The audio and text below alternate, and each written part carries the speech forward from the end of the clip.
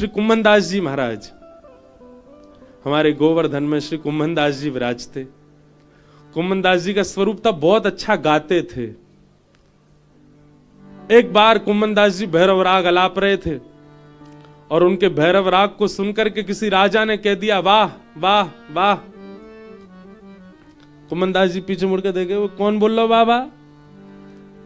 किसी ने कहा, फतेहपुर सीकरी के राजा आपके स्वर पर मोहित होकर के वाहवाही कर रहे हैं। अरे महाराज, आप खुशनसीब हैं, हमारे बादशाह ऐसे ही किसी को वाह नहीं कहते। सैनिकों ने जाकर के कहा, हमारे बादशाह बहुत वर्ष बाद किसी पर रीझे हैं, आप उनको प्रणाम कर लीजिए, उनके पास चले जाओ, हाथ जोड़ लीजिए, इतनी मोहर देंगे आपको। कुम्भनदास जी ने अपनी राग रागनियों की किताब खोली और भैरव राग का जो पन्ना था वो पन्ना ही फाड़ दिया और पन्ना फाड़ के उसके चीतरे करके कुंड में डाल दिए। सैनिक बोले, ये क्या किया आपने? बोले, भैया हम राग गामे छोटे मोटे बादशाह को रिझावे के नहीं, या जगत के बादशाह को रिझावे के लिए। और वह जगत के बादशाह ने वाहवाही नहीं करी, एक छोटे से गांव को बादशाह वाह कर रहा है। अब ये राग हमारो झूठो है गयो, क्योंकि एक छोटे राजा ने वाह कर दी। अब ये राग ठाकुर जी की सेवा में नहीं जाएगा, या हमारे फाड़ के ही फेंक दियो। सैनिक बोले, कैसा पागल आदमी है, इतना बड़ा बादशाह, ये उसके आगे हाथ जोड़ दे तो वो उसको आधी संपत्ति दे दे, और ये इस प्रकार घमंड में है, इस प्रकार के किस बात के अभिमान में हो?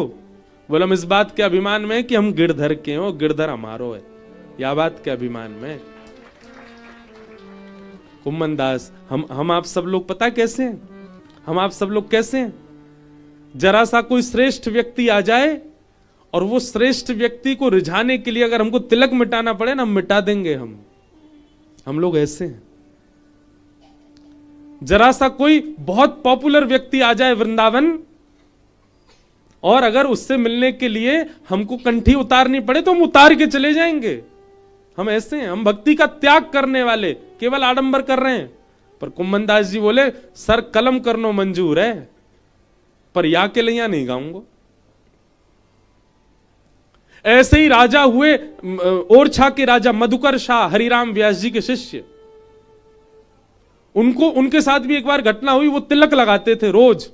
एक बार जब दिल्ली बादशाह दरबार में पहुंचे तो उनको देख करके व्यंग करते हुए राजा ने कहा, कल के दरबार में यदि मैंने किसी के भी मुखमंडल पर संप्रदाय और जातिवाद और इस प्रकार के चिन्ह देखे तो मैं उसका सर धड़ से अलग कर दूंगा, चाहे वो मेरा कितना भी घनिष्ठ मित्र हो। मधुकर शाह समझ गए ये मेरे लिए कह रहे हैं।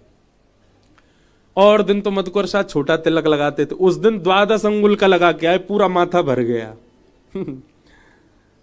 शास्त्रों में नियम है कितना बड़ा तिलक होना चाहिए, 12 अंगुल।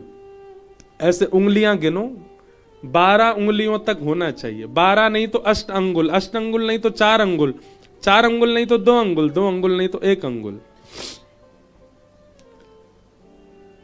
मधुकर शाह जी ने उस दिन 12 अंगुल का तिलक, यहां तक तिलक लगाया। और जैसे ही सभा में पहुंचे, राजा अपनी तलवार निकालने लगा और सामने धरते हुए बोला, आप मेरे बहुत अच्छे मित्र हैं, मैं आपको मौका दे रहा हूं, जाके अपना मुंह धो के आइए। मैंने कल मना किया था कोई तिलक लगा करके नहीं आएगा। मधुकर शाह जी बोले, राजन एक बात हमारी सुन लो, जब तक ये तिलक मेरे माथे पर है ना, इस पृथ्वी में किसी माई के लाल की हिम्मत नहीं कि मेरा सर धड़ से अलग कर दे। क्यों? मेरी योग्यता नहीं है, मेरी क्षमता नहीं है। तिलक यदि मेरे माथे पर विराजमान है तो मेरा सर धड़ से अलग कर ही नहीं पाओगे। हां, वो बात अलग है कि कभी मेरे माथे पर तिलक ना हो तो तुम मेरा सर धड़ से अलग कर सकते हो। उनकी गर्जना सुनकर के पूरी सभा हिल गई। भैया, भक्ति एज ग्रांटेड मत लो, भक्ति सौभाग्य है। कंठी सौभाग्य है, तिलक सौभाग्य है, धोती पहनना सौभाग्य है, शिखा रखना सौभाग्य है, एकादशी व्रत करना सौभाग्य है। उसको सौभाग्य के जिस प्रकार, ताली मत बजा, सुन लो, वो पता हो बहुत बढ़िया सुन रहे हो सब। जिस प्रकार अपने जीवन में मिलने वाली उपलब्धियां टांग करके चलते हैं हम सब जगह। हमने इतनी गाड़ियों पर देखा विधायक लिखा रहता पीछे, कईयों के लिखे पूर्व विधायक, और पूर्व विधायक भी वो थे 1942 में।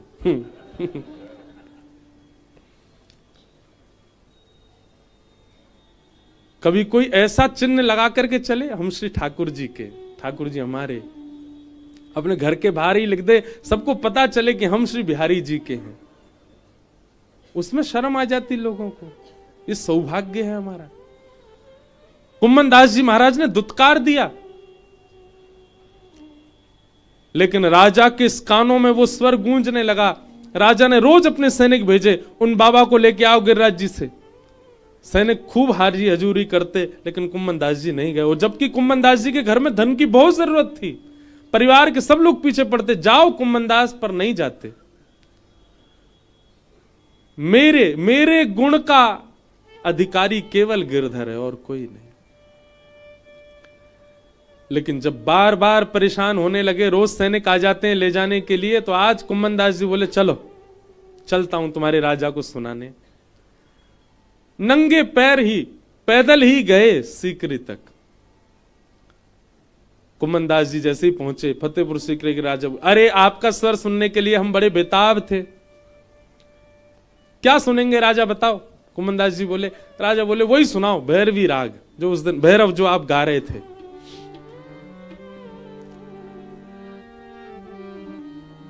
कुम्मन दास जी बोले, पक्का ना, केवल राग भैरव सुनना है ना, शब्द मेरे कुछ भी हो सकते हैं ना? बोले हाँ, शब्द आप कुछ भी गाओ, हमको तो राग सुनना है। कुम्मन दास जी गा रहे हैं, भगत को कहा सीकरी सो काम, भगत को कहा सीकरी सो काम, आवत जात पन्हैया टूटी, आवत जात पन्हैया टूटी। पन्हैया का मतलब जानते हैं? चप्पल को कहते हैं। आवत जात पन्हैया टूटी, आवत जात पन्हैया टूटी, बिसर गयो हरि नाम, बिसर गयो हरि नाम, भगत को कहा सीकरी सो काम, भगत को कहा सीकरी। कुम्मन दास जी कह रहे हैं, आज तेरे द्वार पे आवे के काजे मेरी पन्हैया टूट गई, पामन में छाले पड़ गए, हर समय जो हरिनाम बनो रहे तो वो भूल गए। आज मैं दर्द में मेरो मन लग गो, मेरे पाम में छाले पड़ गए, वहीं मेरो मन चलोगो। और आज जैसा काला दिन मेरे जीवन में कभी नहीं था। क्यों? जाको मुख देखत दुख लागत, जाको मुख देखत दुख लागत। अब देखो, कुम्मन दास जी एक बादशाह के दरबार में बैठ करके गा रहे हैं, और क्या कह रहे हैं?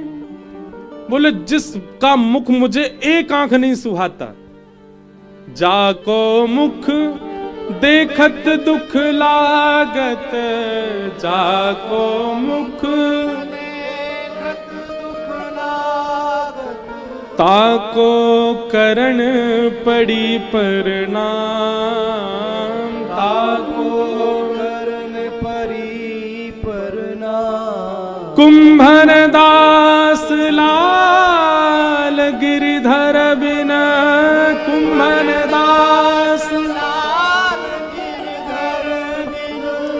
और ना को से काम,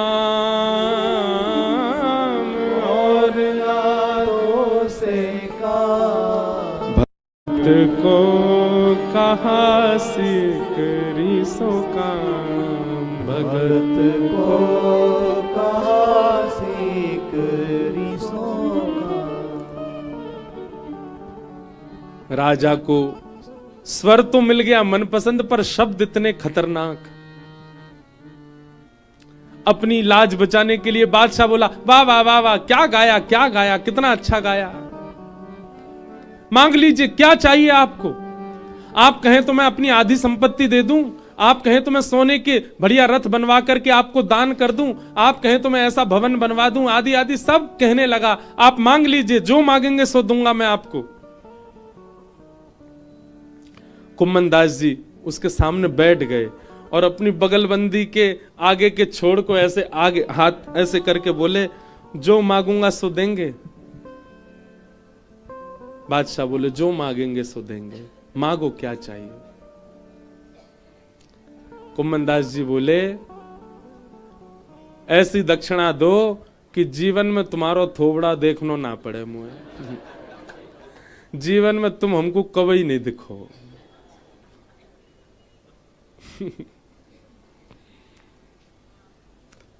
बादशाह का मुख लाल पड़ गया, निकालो इनको सभा से बाहर। कुम्मन दास जी बाहर आए और तुरंत दौड़े गिरिराज जी की ओर।